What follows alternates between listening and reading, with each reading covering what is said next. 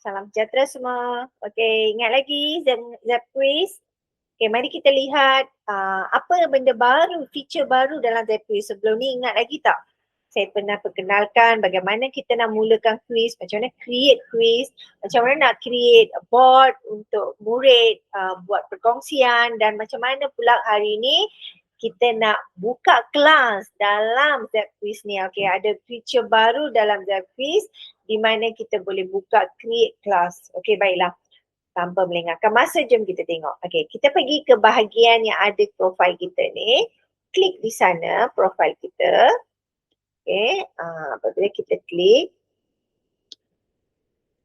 Okay,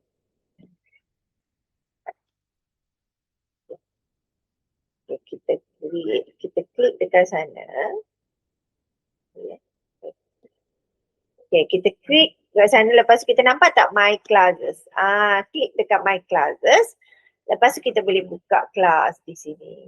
Okay, ini adalah percubaan ya, nanti saya buat balik.